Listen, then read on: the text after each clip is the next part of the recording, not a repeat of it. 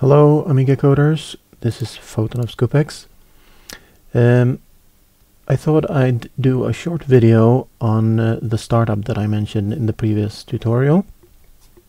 This is the startup that I use in my Amiga Future article series developing demo effects with a few small tweaks, mainly just commenting everything. And I thought we'd take a look.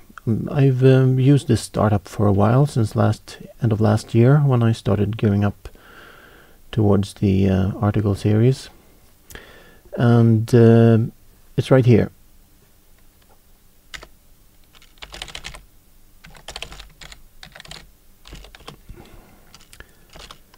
So let's just load this thing and see what it does out of the box. Long and complicated names are good, at least when you look at them a year later and are trying to find the correct version. Anyway, those of you who are sharp may have noticed this is 1.02, whereas if you followed the article series, it's 1.01. That comes in the source archive, which with each issue. So this is just a combination from the March issue. Was it? No. From the May issue, I started needing double buffering because I was using all of the available raster time to blit Bob Snake. So I needed double buffering, and so I took 1.01 and put in double buffering, and that's what's in the Bob Snake source for that article. So what I did was transfer this double buffering so that you'd get the best of both worlds and no fuss, and I thought I'd explain why double buffering is good, because it is. So let's take a look from top to bottom. First, let's run it and see what it does. Basically it does nothing. In sort of the middle of the screen you see a color change. That's the background color changing and showing you how much raster time you have left down until the bottom edge of your defined screen. So it does nothing out of the box, and it looks a bit like a demo. First you have an include here, which is another file called the mini wrapper, which we'll take a look at later. And we also have some constants that I've used both in Asm School and in the article series. And we have the definitions for our screen, which remind of the definitions I've used both on YouTube here and in the articles. And I decided to put in a wait blit macro from again from the Amiga Future articles, because sometimes you want to make, let's say, a subroutine that does several blits, and then you don't want to call a subroutine to wait for the blitter several times inside that subroutine, because it could take a long time. So, as I told you in the last tutorial, a macro is just whatever is inside gets pasted, but it's dynamic, so you can do stuff. You can send it parameters, and you can also have a sort of a counter here, which may, if you don't use ASM1 or ASM Pro, this counter might not be available in your assembler. So just check the manual and learn how to write macros in the syntax for your assembler. Anyway, what it does is every time this macro is pasted, it generates a new number, 0001, 0002, and so on. And in so doing, it creates a unique label, which is important because you don't, otherwise you'd get a double symbol error simply. So that's what it does, and you can also use a special syntax here to avoid the label completely, but we'll do that in another lesson, I think. So so much for the prerequisites. We include this mini wrapper. We don't know what it does. We have some we have some constants, and we have a macro. And here's where our demo starts. This is the entry point. When you declare this label, that's where the mini wrapper jumps, right? It calls this label, and you put an RTS to return to the wrapper, which returns you gently and system friendlily to the system. So what you get when you call this, the wrapper provides you with some strange thing called a vector base register. That's needed to make your demo system friendly, because if you use an interrupt, you need this vector base register, because it points to where the it points to the start of the address range in memory, which is normally located at address 0, and at a certain distance from this address 0 normally there are some vectors. Vectors are just jump instructions that go to interrupts and so on, and addresses that point to interrupt routines. When you have an accelerator in your machine, or whenever you have a CPU in your Amiga that has this vector base register, it is possible to put these vectors in fastmem, which means that in general the operating system and the machine in general will call interrupts faster. In general, it will speed up the system, the operating system. So you want that. You want the vector base register to be in fastmem, and by default, when your Amiga is booted up, it is still compatible. In compatible mode, it's at address 0. But when you start your workbench and so on, then it's moved up to fastmem for performance. So we need this in an address register. Otherwise, we would type something like that if we didn't care about compatibility. If we didn't, in other words, if we wrote a demo and didn't care whether anyone with any other CPU than 68,000 could run it, then we would write it that way. The wrapper takes care of that for us and serves the offset. I'm sorry, the vector base address in address register 4. Enough said about that. In general, when you get to here, you still have some custom initializations to do before the demo starts, before the main loop, before the first screen appears. You may want to clear the screens, you may want to start the copper, and that's a good idea.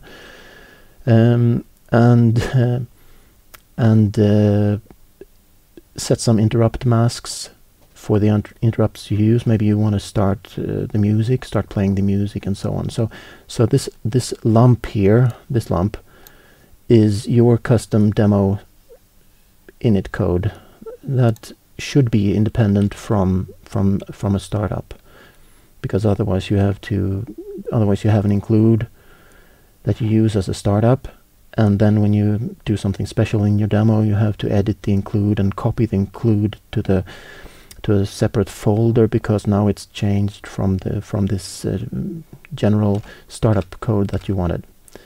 So anyway, here's our main loop, which looks like our main loop. In general, you wait for the raster. Here's the double buffering part. Very short. You read 2 pointers to 2 address registers, you swap them, exchange them, those registers, and you write them back. What you end up with is one pointer that points to the shown screen, the one that the viewer, the audience, sees, and that goes into the copper with this routine, poke pointers. I'm not sure I explained it fully before, but The beauty of it is you load up the bitplane size in D0, point it to a place inside the copper where the first pointer high word is, put it in A1, tell it how many bitplanes there are, -1 for the counter, and you poke those into the copper. Very useful little snippet. And in A2 then you are free to draw while the other buffer is shown on the screen, and that's good because it makes you independent of the raster. I did explain the raster very early on because the Amiga is dependent on the raster. It does everything by the raster. It has custom chips that are timed to the raster and so on. So you want to know those things, because otherwise if you were just served a finished double buffering startup code like this one from the start, then you would perhaps just treat it like treat the whole machine basically like a screen buffer that you put graphics into somehow, put pixels into. And there's more to it than that. Well, you can do more if you know about the raster. So, but it is the case that when you use a large amount of the raster time, in our demo we just use a few scan lines of raster time, CPU and blitter time, to do the things we see on the screen. But when you start using a lot of CPU and blitter time, then you need to be independent of the raster, for the reason I will now show you. Because after this, when you draw into the non-shown buffer, the buffer that's going to be shown the next frame, a common thing is to start by clearing the screen and then drawing what you want on the screen. It's a fairly dumb or wasteful approach, but it's a common one. Certainly it's useful on machines where you have lots of CPU power.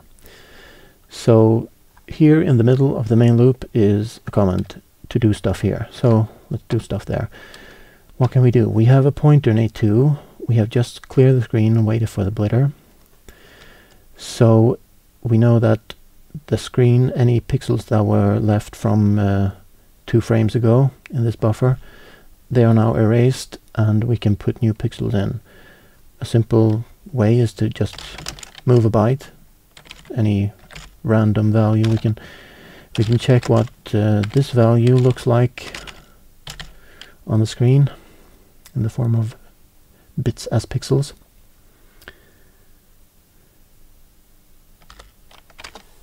Like that.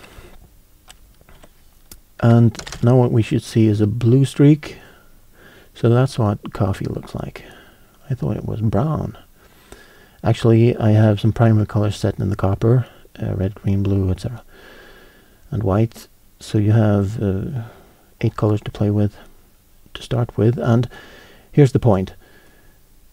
If you see where the screen changes color to dark purple, that's how much raster time our effect code takes right now, counted from the bottom raster line of the screen and wrapping around to the top and going down. So we're using basically half the raster time just to clear the screen and move this bit pattern into 4 bytes of screen memory.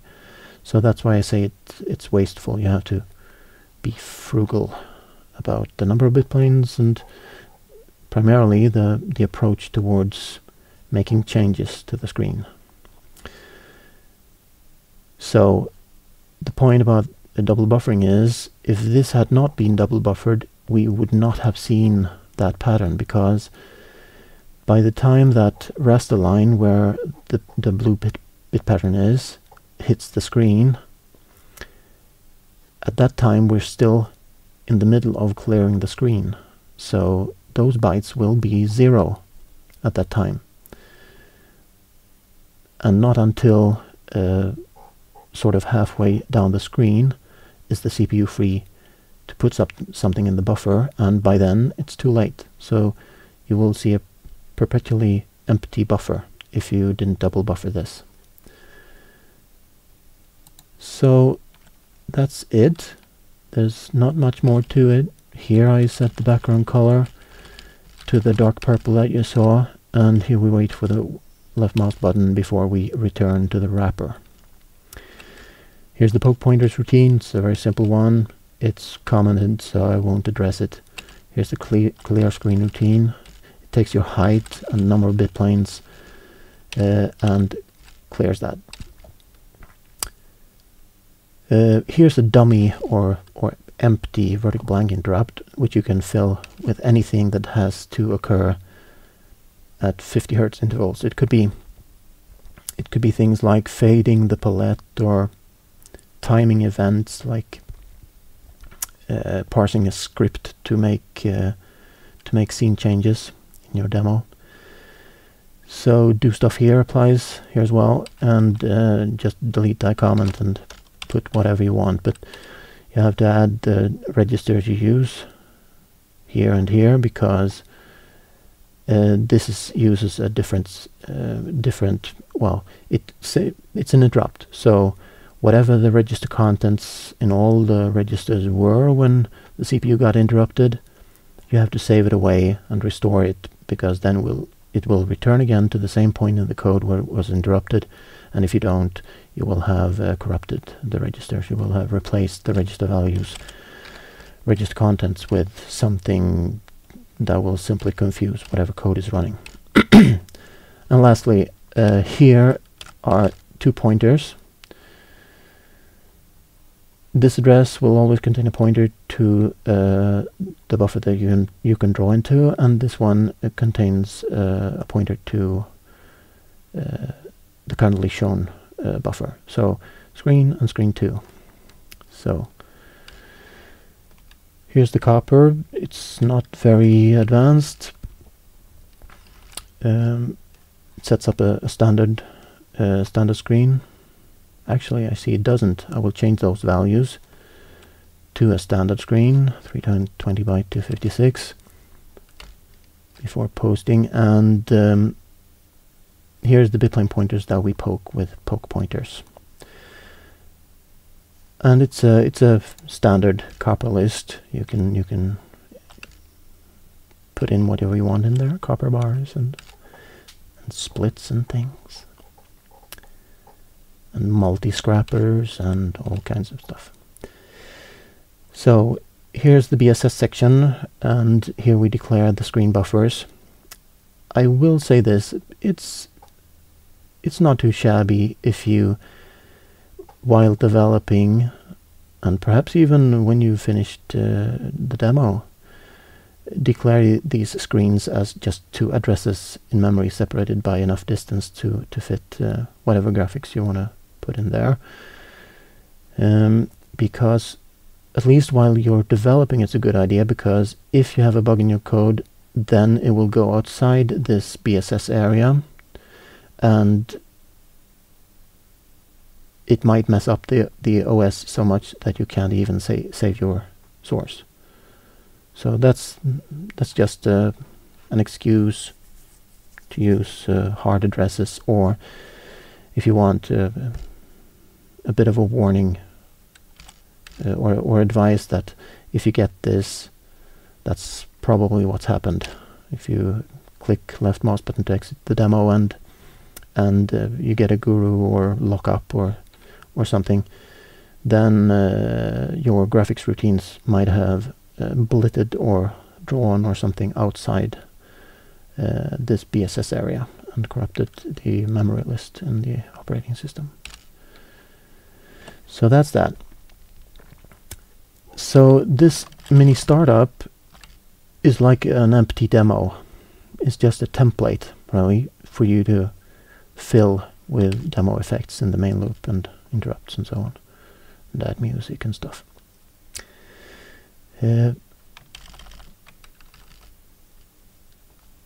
So it's sort of a startup. It's depends on how you define a startup. But the part that saves and restores your stuff so that you can exit cleanly from your demo is in this wrapper, and we'll have a look at that now.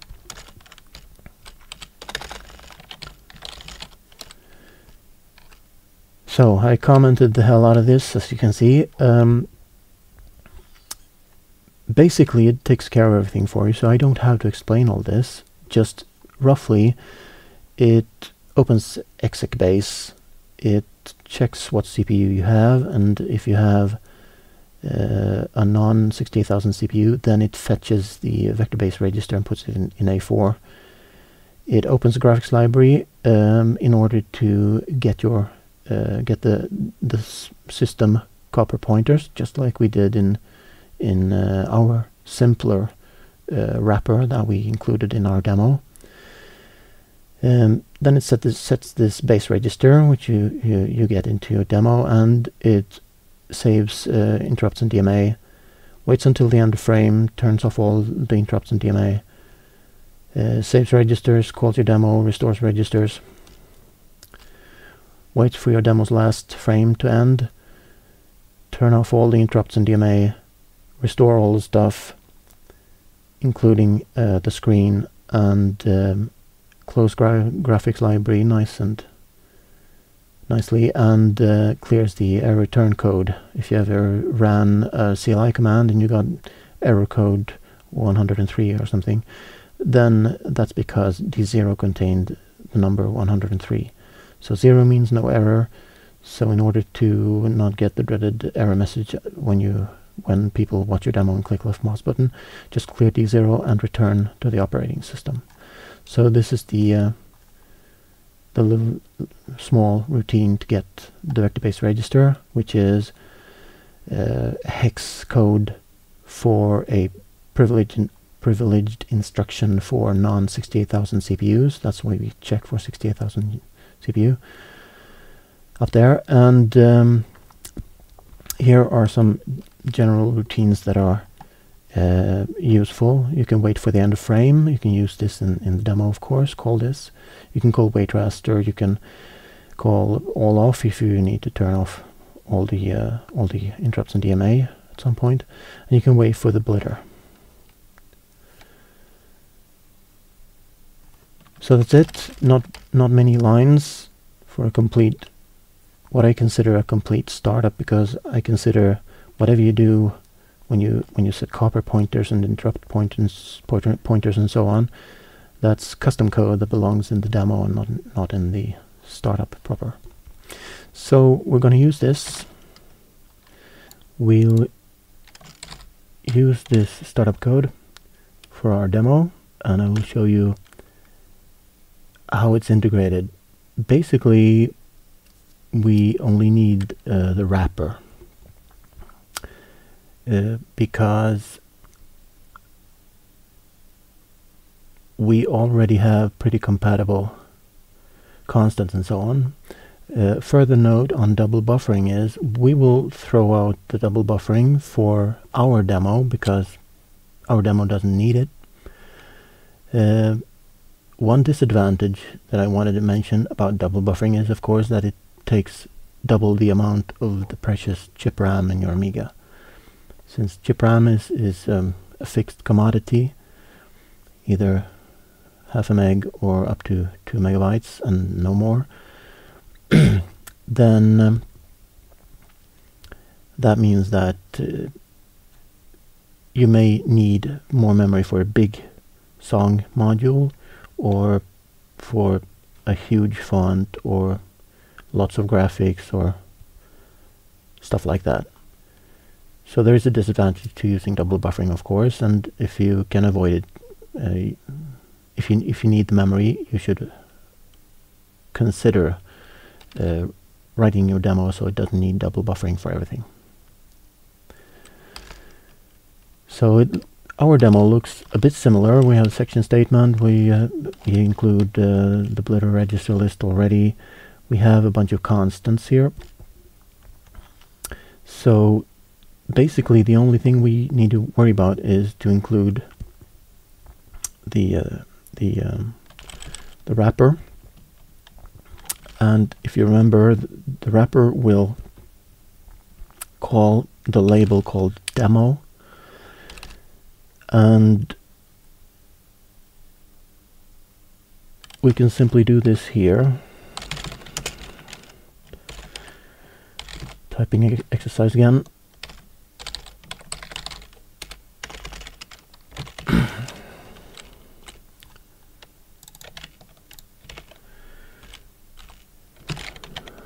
And we're not going to use the starter, we're going to use the wrapper, just the wrapper, because we of course already have written a sort of a template for our demo.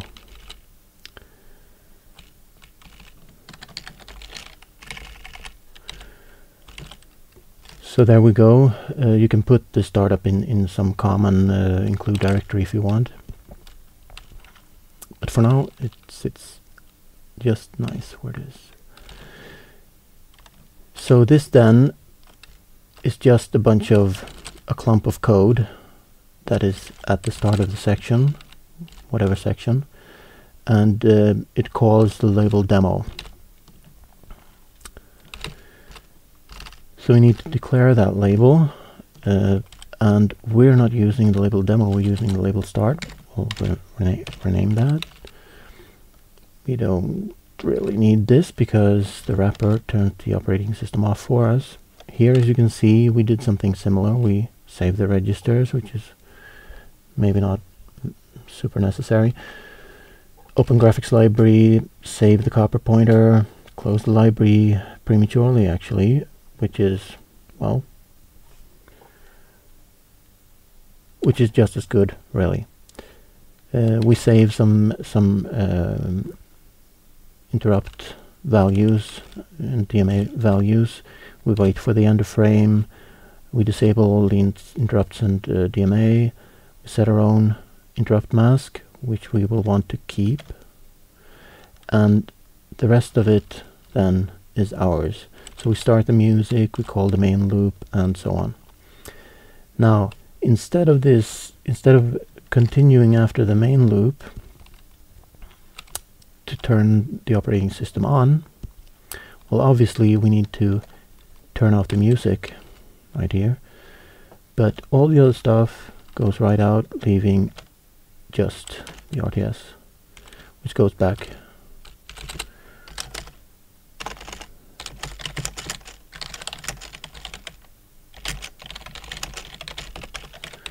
Like that.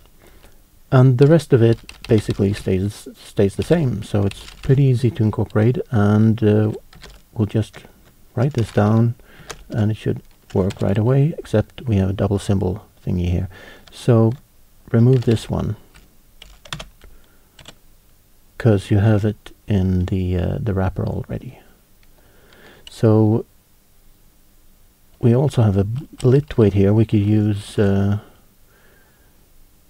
wait blitter routine, which is in the wrapper, but it will not cause a double symbol error, so we should be finished. I'll save that to disk and run it. I saw a glitch. Does that mean the startup code messes up an already finished working demo? No. In the last tutorial I was a little bit too quick on the upload button, because if you remember, we moved the moving copper bar down 1 pixel to match the logo, because I was too lazy to make the logo 1 pixel less tall in height. And so there are a few weights below these weights that also have to likewise be moved down.